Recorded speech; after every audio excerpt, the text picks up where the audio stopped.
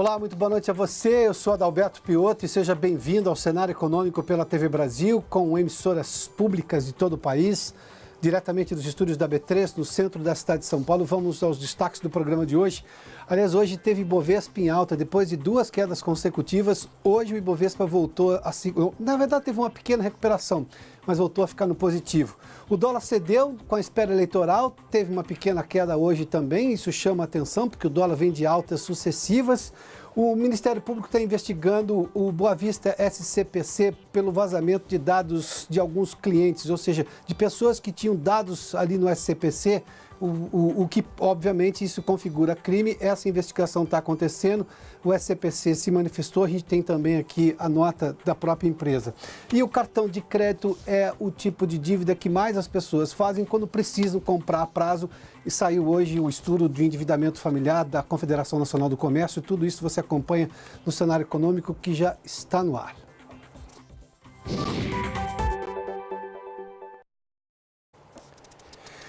O candidato Álvaro Dias, do partido Podemos, foi o entrevistado de hoje da série especial da TV Brasil com todos os candidatos à presidência da República. Álvaro Dias disse que a criação de empregos passa por garantir ao setor privado capacidade de investimento via justamente segurança jurídica. Acompanhe. E nós teremos que, em 2022, aplicar 22% do PIB em investimentos, em setores fundamentais, educação, saúde, tecnologia, infraestrutura, segurança pública, etc. Tudo isso será possível se nós conseguirmos um pacto nacional de governabilidade, realizarmos um governo suprapartidário, mudancista, promovendo todas essas reformas, algumas aqui anunciadas e outras não, mas todas essas reformas, e descolando o setor privado do setor público num primeiro momento. Chegando à presidência, vamos dizer, o setor privado terá regulação competente, simplificação, com a desburocratização, segurança jurídica para investir, enquanto o governo vai arrumar as contas, para logo à frente estarmos juntos num processo de desenvolvimento econômico do país. Eu acho que 10 milhões de empregos é pouco diante da necessidade. O que se divulga como estatística oficial é muito aquém dos desempregados que temos no Brasil. As desigualdades sociais são decorrentes da desigualdade de oportunidades. Nós temos que oferecer oportunidades. E a oportunidade primeira é a do emprego, para a eliminação das desigualdades sociais. Certamente nós combatemos a pobreza valorizando quem trabalha. É por aí que nós queremos caminhar.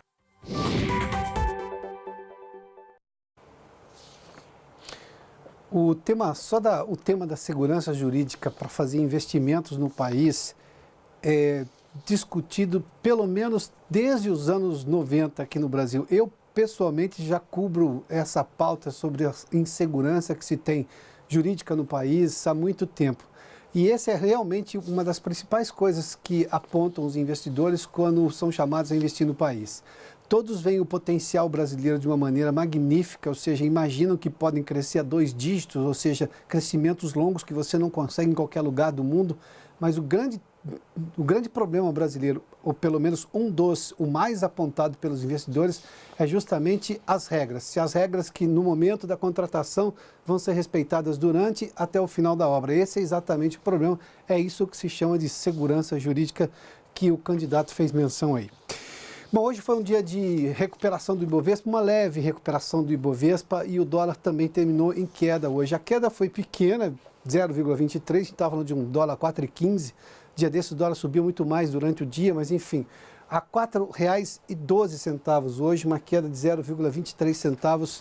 O dólar está em compasso de espera. Havia a possibilidade de divulgação de pesquisas, essas pesquisas não foram divulgadas e, portanto, o mercado agora está aguardando para saber o que pode acontecer do ponto de vista eleitoral, e o dólar é realmente aquela moeda de insegurança, ou seja, aquele ativo de insegurança. Se o investidor está inseguro, compra dólar. Se o investidor está seguro, vende dólar, porque vai aplicar, por exemplo, no Ibovespa, que hoje Mesmo assim, teve uma alta importante, está aqui. Aliás, isso demonstra claramente como foi o dia hoje, né? 75.092 pontos no Ibovespa, uma alta um pouco acima de 0,5%, 0,51%. Uma das ações que puxaram aqui o Ibovespa para cima foram as ações da papeleira da Suzano, está aqui, olha, 7,40% de alta, quase 7,5% de alta, R$ 54,12 por ação. Aqui, especificamente, a Comissão de Valores Imobiliários disse que não iria mexer nos prazos, ou seja, de prorrogação para todas as discussões que estão sendo feitas neste momento em relação à união da Suzano com a Fibria, que foi anunciada tempos atrás, ou seja, os prazos vão ser mantidos, portanto não haverá nenhuma mudança. Com isso, as ações da Suzano, que exatamente vai ser a controladora, acabou ganhando, nesse momento as ações ganharam, 7,40 de alta. Bom, vamos falar do endividamento das famílias. Saiu hoje justamente o estudo da Confederação Nacional do Comércio sobre endividamento. Eu faço sempre menção aqui no cenário econômico que nós temos duas situações. Estar endividado não é um problema. Aumentar o endividamento das famílias, por exemplo, isso não é um problema. O problema é quando as famílias não conseguem pagar. Aí nós estamos falando de inadimplência. Vamos lá, para a gente acompanhar esses dados divulgados agora do mês de agosto. O número de endividados, se a gente pegar agosto de 2017, era de 61,2%. Caiu um pouquinho para 60,7% agora, neste ano, neste mês de agosto. E aumentou um pouquinho em relação a julho deste ano. De novo, estar endividado não é um problema. As pessoas, quando compram uma coisa a prazo, estão endividadas.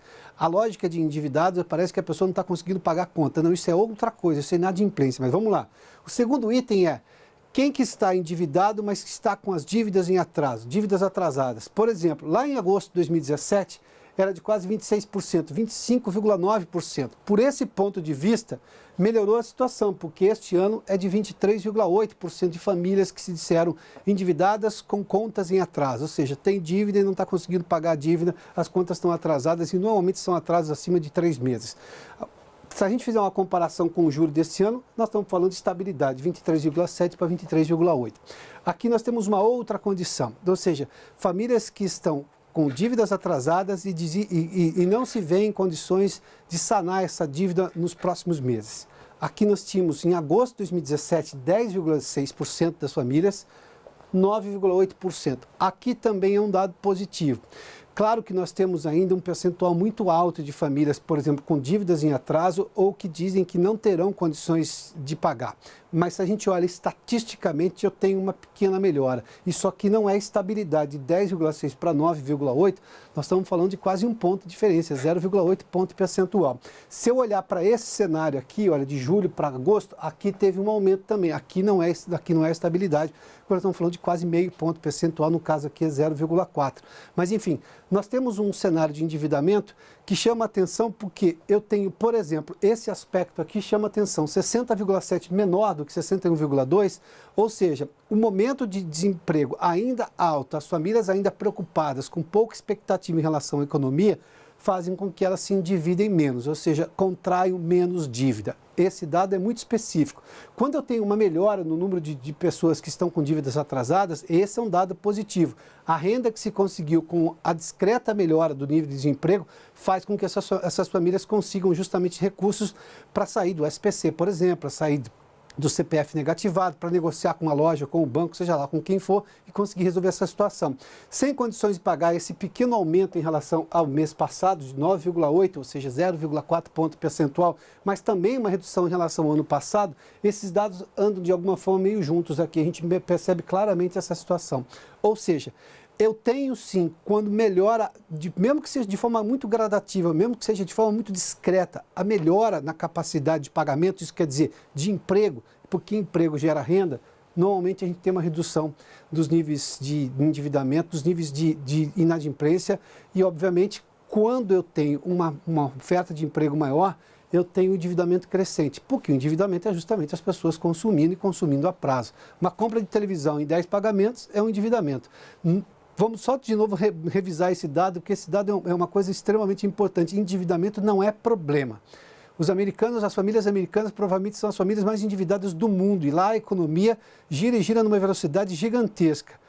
A questão é, os juros lá são muito mais baixos, esse é um dado extremamente importante, os juros brasileiros são muito altos e isso faz com que as pessoas paguem 2, 3 vezes a mesma coisa que compraram, isso é um problema. E segundo, você tem naquele momento, hoje nos Estados Unidos, você tem pleno emprego, praticamente pleno emprego, o que obviamente gera renda para as pessoas poderem consumir e isso faz com que a economia gire mais rápido.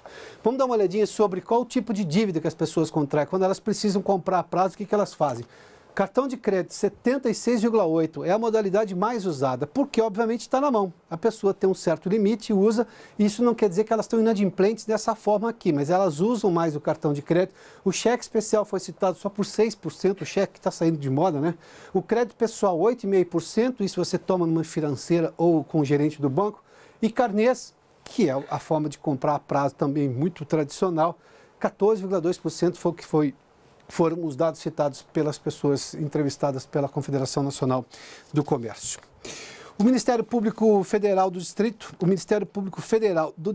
Federal investiga um vazamento de dados pessoais da base de serviço de avaliação de crédito do Boa Vista SCPC. A Vanessa Casalino está conosco em São Paulo e tem mais detalhes, inclusive o número de dados que pode ter sido vazado é extremamente alto. Vanessa, boa noite.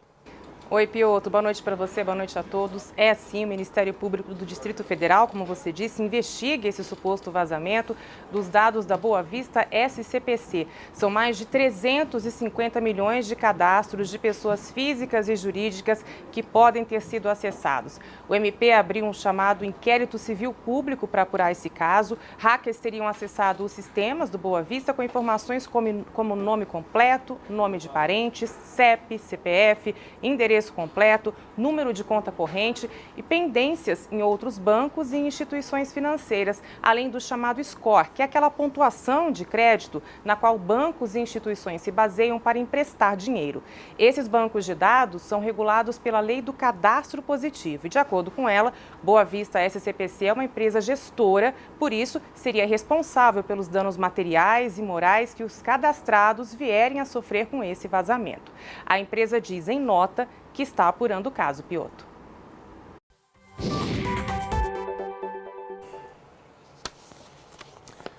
O Boa Vista SCPC emitiu nota sobre a investigação do Ministério Público Federal acerca desse vazamento de dados de clientes. Vamos dar uma olhadinha? O Boa Vista SCPC informa que regularmente audita, protege e analisa eventuais comunicações relacionadas à sua atividade. No momento, a empresa está diligenciando para apurar a origem e extensão do possível incidente. Com relação à denúncia sobre determinado servidor, informa que também, como de praxe, está analisando tais fatos e, se for o caso, adotará todas as medidas técnicas e legais pertinentes. Essa foi a nota divulgada pelo Boa Vista SCPC acerca dessa investigação aberta pelo Ministério Público do Distrito Federal. Bom, ainda deve superar o Brasil na produção de açúcar. E isso deve acontecer já na safra agora, na safra internacional, que se chama de um ano para o outro, ou seja, 2018, 2019. O Marcelo Castilho está no Rio e conversa conosco. Marcelo, boa noite. Oi, Piotr, boa noite para você, boa noite a todos. Nesse ano safra, como você falou, internacional 2018-2019, a Índia deverá ter uma produção recorde de açúcar de cerca de 35 milhões de toneladas na nova temporada, que começa em outubro. Enquanto o volume do Brasil está projetado para recuar cerca de 10 milhões de toneladas em comparação com a temporada passada, indo para cerca de 30 milhões de toneladas. Com isso, o Brasil vai perder pela primeira vez em décadas a liderança na produção de açúcar para a Índia. E isso acontece porque os usineiros brasileiros estão direcionando o uso da cana para a produção de etanol, que vem conseguindo um valor mais alto que o açúcar no mercado internacional. A mudança na liderança pela produção de açúcar deverá ter reflexos nos fluxos comerciais da mercadoria ao redor do mundo, com as exportações brasileiras perdendo fatia, enquanto a Ásia ganha espaço no mercado global e concentra estoques na commodity, especialmente na Índia e também na Tailândia. Alguns analistas afirmam que a liderança indiana na indústria de cana é apenas aparente, uma vez que o Brasil continua com uma maior oferta de sacarose e produz um açúcar aqui de melhor qualidade. Mas o fato é que, com os preços dos combustíveis em alta e dos açúcares perto de mínimas de 10 anos no mercado internacional, o incentivo para a indústria brasileira retomar mercados abaixo, até porque a Índia, com grandes volumes em estoques, pode aparecer como exportador relevante, ainda que conte com os subsídios do governo indiano. Piotr.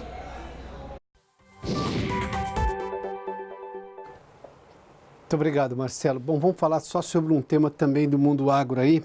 E apesar de toda a polêmica acerca da tabela do frete, negociada justamente naquela greve dos caminhoneiros no mês de maio, que colocou, na verdade, o governo no meio de uma discussão entre as entidades dos caminhoneiros e também o setor produtivo, que usa exatamente o serviço de transporte, a exportação de soja no mês de junho, logo depois da greve dos caminhoneiros, cresceu. O aumento foi de 13,3% em junho deste ano, se comparado a junho do ano passado, ou seja, logo no mês seguinte à greve dos caminhoneiros.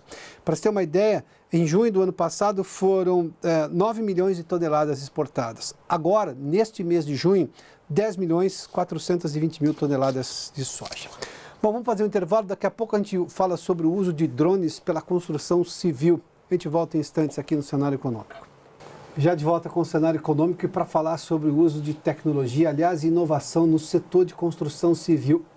Uma dessas inovações é usar drones, exatamente em todo o projeto ou na verificação de como está o andamento da obra. O Roberto de Souza está conosco, ele que é da Rede Construção Digital. É esse o nome, né, Roberto? Isso. Bem-vindo, seja bem-vindo aqui ao Cenário Econômico. Obrigado pelo convite. Bom, eu vou começar com a história do drone, porque é sempre curiosa.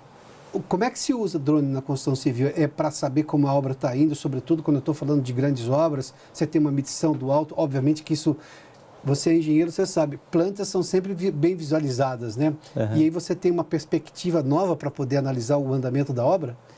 Exato, essa é uma das aplicações. Na verdade, nós temos 3 grandes aplicações com as suas derivações. A primeira é no levantamento, por exemplo, plano altimétrico. Você vai empreender, por exemplo, uma grande obra e você tem um site, um terreno.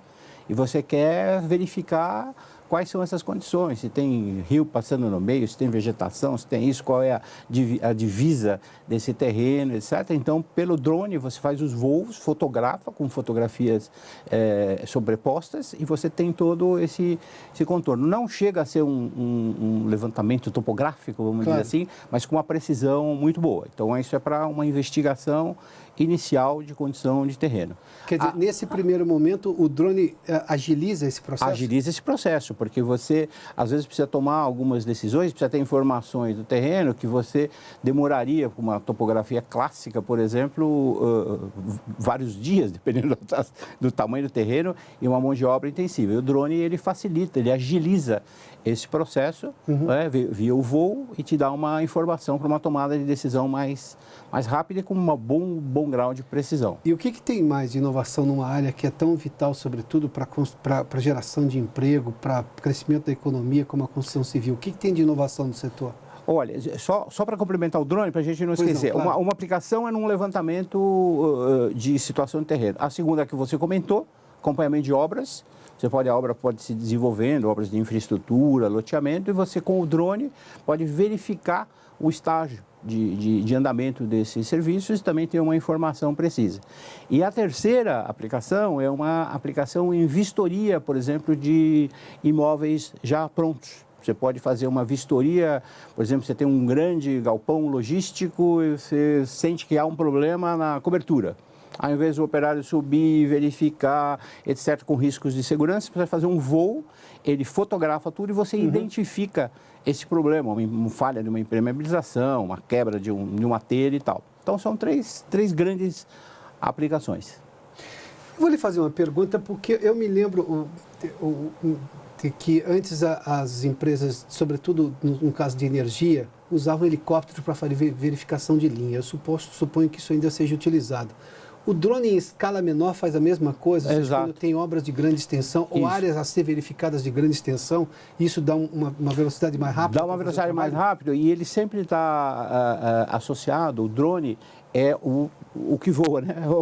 É o aviãozinho, vamos dizer assim, que vai. Mas ele está sempre acoplado a uma tecnologia de fotografia, extremamente sofisticada. Então, e ele permite que você hoje tem câmeras extremamente sofisticadas, que ele tire fotografias várias por segundo, por minuto, e ele te dá esse grau de precisão, o que o helicóptero lá atrás não daria. Ao vivo, inclusive. Com transmissão ao vivo. Ou seja, quem está avaliando aquela obra pode estar em qualquer outro lugar do mundo, porque é tudo via internet. Ele primeiro faz a fotografia, pega o dado. Depois você pode pegar esse dado, jogar para a nuvem, um cloud computing, e aí você pode criar um big data, por exemplo, e depois baixar e olhar online. Filmagem também. A filmagem também não consegue ser transmitida ao vivo? É uma tecnologia um pouco mais sofisticada, porque ele precisaria ter um Wi-Fi para jogar para a nuvem, né? Em geral, você primeiro fotografa e depois você armazena. Há softwares que permitem que você armazene toda essa informação e consulta de onde você quiser. Depois. Roberto, o que tem mais de inovação nesse setor? Olha, nós temos trabalhado com a rede de construção digital, só para localizar, ela é um trabalho compartilhado, são 32 empresas da cadeia produtiva da construção, envolvendo fabricantes de materiais, incorporadores, construtores, projetistas e empresas que fornecem soluções de TI. Né? E junto a esse grupo 32 e nós estamos, então, mergulhando nesse mundo. Então, a gente pode identificar 3 grandes grupos de inovação. Primeiro, são as inovações em tecnologias digitais. O drone, você deu um exemplo, então você tem o Big Data, você tem a inteligência artificial, você tem a realidade virtual, a realidade aumentada. Nós acabamos de chegar do Vale do Silício agora, uma missão de 16 integrantes da rede, e identificamos já impressão 3D de componentes e até de casas, todo o uso da robótica dentro da construção e o blockchain, né, que muda todos o sistema vai ter um impacto em contratos dentro do setor da construção, que é uma coisa extremamente complexa por conta dos cartórios. Então, essas são inovações voltadas ao uso das tecnologias digitais dentro da construção. Ou no produto, por exemplo, os smart buildings, os edifícios inteligentes, as smart cities, que é uma tendência muito forte. Claro. Você digitaliza tanto a cidade, e tem sensores de IoT, internet das coisas, né, que você consegue medir várias características, vários desempenhos que a cidade tem. Vamos pegar um exemplo do como foi até hoje e o que pode ser com toda essa utilização dessa inovação tecnológica no setor. Um exemplo prático. Um exemplo prático. Vamos dizer um exemplo bem prático. Vamos pegar a questão do smart building. O que é o smart building? Você embarcar no edifício, por exemplo, fazer um edifício comercial, um edifício residencial, por exemplo. Aí a incorporadora, a consultora, o projetista vai embarcar internet das coisas para medir consumo de energia ao longo da vida útil. Então você vai saber, como usuário, onde são os seus principais consumos de energia, onde você pode economizar, se é no chuveiro, se é na bomba, se é nisso, se é naquilo, tal. Consumo de água, a mesma coisa. Medições de conforto térmico, controle de iluminação natural e artificial, e assim sucessivamente. Então, esse é o Smart Build. Você embarca tecnologias e tem uma edificação mais inteligente que você pode interagir. Então, a experiência do usuário também muda. Tem empresas que já começam a entregar um empreendimento com essa tecnologia embarcada e já é um aplicativo que você cria uma comunidade. Tem uma empresa, posso dizer, que se chama YouLiving, que é uma empresa focada em residências estudantis, só para a comunidade estudantil. Então, ela entrega isso com várias inovações e ela já entrega um aplicativo e você cria a comunidade dos estudantes que moram naquele empreendimento. Então, há compartilhamento de informações, cria-se o espírito da comunidade, né? Que pega um aplicativo, essa história das redes, né? Sim, claro. E você cria. Que é uma realidade hoje. Esse é um exemplo bem prático que já está rodando no Brasil. A YouLiving é uma empresa que roda já. Mas, rapidamente, Roberto, eu tenho o risco, por exemplo, de tanta tecnologia embarcada, quando você fez menção, por exemplo, à questão de comunidades, de se perder a individualidade morando num coletivo, porque as pessoas têm preocupação com relação a isso, não tem? Não tem preocupação, mas acho que não, porque é o seguinte, depende de como você usa a tecnologia. Ela vem, isso ficou muito claro nessa missão do Vale do Silício, uma coisa interessante, ela vem embarcando tecnologia como ferramentas de racionalização de consumo de água, de energia, redução de custos operacionais e propiciando ao usuário ao cliente, né, ao usuário, uma experiência mais integrada, né, com a construção. Roberto, obrigado pela gentileza da entrevista. Ok? Boa noite. Hein? Ok, boa noite. O Cenário Econômico termina aqui. Obrigado pela sua companhia, pela audiência. Boa noite a você. Amanhã a gente está de volta. Até lá.